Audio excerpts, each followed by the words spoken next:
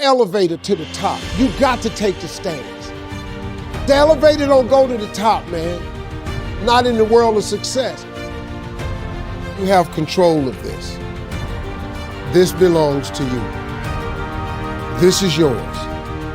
You're the captain. You're the master. You're the foreman. You're the general. You're the head. Don't give control of this to nobody. Get off of Instagram and Snap and get off all these blogs and get into something that can really, really move your life forward. Listen, getting successful, it's not a magic trick. You can decide to be rich. It's highly doable. But you first have to think it. The difference between successful people and non-successful people is here. I'm no better than none of y'all. If you want to be successful, you have to change this. This has to change.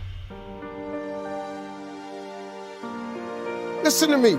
It's not what makes it hard is your lack of belief that it can happen to you. The fact of it is, though, it's very doable. See, what you got to change, though, if you keep doing what you've been doing, you're going to keep getting what you've been getting. So if you're at a place in your life and you ain't happy with it, you have to change something. But you have to make a conscientious decision that you're going to change. And it's not dependent on anybody else. It don't matter what your mama think.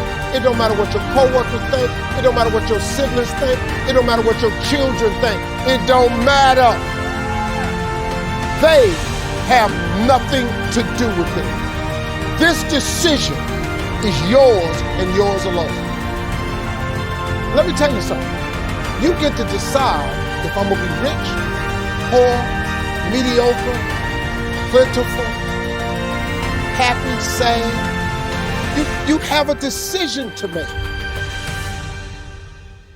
It's really not important what the majority of people that are blogging are saying. As a matter of fact, bloggers are not relevant people, they're not shakers and movers, and they're not decision makers, and they're not power brokers. So when you spend so much time in the blog world, the Instagram world, the chat world, all of this, you're wasting valuable time. If I was young and I had what you have, and you're the brightest group of young people that have come along in a long time, millennials are absolutely brilliant because you all have technology. I had no technology growing up, nothing. You couldn't download a book. You had to go to the library, go to the card catalog, pull it open, find the book, find the number, go get on the elevator, go to the row, find the number book, get the book, and hope somebody ain't told a page out that you want to read. That's what it used to be. When my mom and them finally got the money together to help us educate ourselves, they bought an encyclopedia set, Britannica, Funkin' Wagon, and everything you wanted to know was in that encyclopedia, and that's all you could know. If you want to look up something about elephants, and they had 2 pages on elephants, that was what you knew about an elephant. Y'all got Google. You can Google anything. You all have stuff at your fingertips that can make you great. But if you can combine your technology with your parents and your grandparents' work ethic, your could be rich. You could be rich, man. But you cannot erase the work ethic part. There is no getting around. Ain't no elevator to the top. You got to take the stairs. The elevator don't go to the top, man. Not in the world of success. You got to take the stairs. Y'all got to start getting gritty, man. I hate it when I see young people wasting their time, wasting all this technology got, just bull. Just sitting around in this world that's been created for you, that everything is instant. I was arguing with my son the other day. We're having a debate. I thought, man, I'm finally sitting with one of my sons having a healthy debate. I told him that from Cleveland to Nashville was about 500 40 miles, something like that. He Googles it while we're talking. He said, no, Dad, you're wrong. It's 526 miles. I said 540. It's amazing, man, how you rely on technology and it's a help to you. But young people, you gotta get gritty, man. You gotta develop some dog in you. You gotta understand that success, you can't Google success. Go Google it. You can't Google it, man. I got something else for you. Because I've lived so long and I've been exposed to so many things. I've seen stuff hopefully you'll never see. And I've seen some things I hope one day you do see. But go Google exposure. It ain't gonna take you nowhere. I've been around the world, man, because I've traveled. But I traveled it because I've made myself uncomfortable.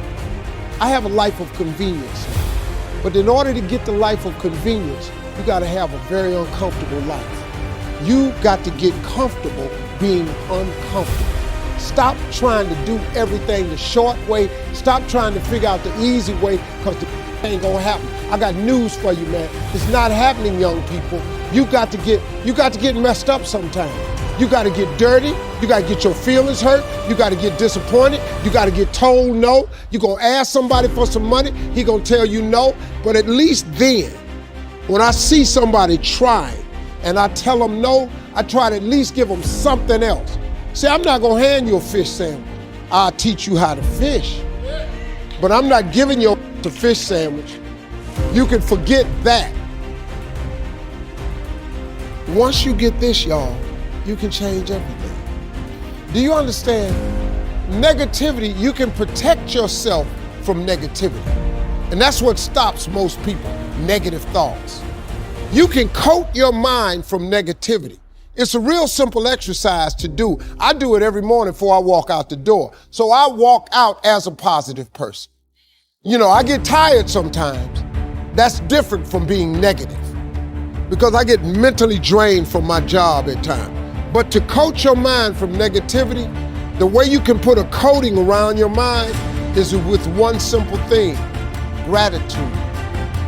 Gratitude erases negativity. I'm gonna show you how this works. If you wake up in the morning and you start having negative thoughts, man, this ain't my day. I woke up on the wrong side of the bed. I'm tripping, I just don't feel myself. Every time you feel, in the middle of the day, if you feel yourself doing that, stop, just stop for a second. And start going over in your mind everything you have to be grateful for. Not everything you want, everything you already have, because what you have is substantial. You just haven't gone over the list and taken inventory in a long time. But the fact that you can walk, that's a blessing. The fact that you woke up, that's another blessing. The fact that you can see, think, reason, that's another blessing. The fact that you can go somewhere and get yourself something to eat, that's another blessing. The fact that you can go and turn the key and call someplace home, that's another blessing. The ability to dream is a blessing. The fact that you have an opportunity to get it right is another blessing. And I'm just talking to you, I don't even know you. I could give you 50 things you ought to be grateful for right now. I don't even know you. Start coating your mind with gratitude. It'll change everything for you.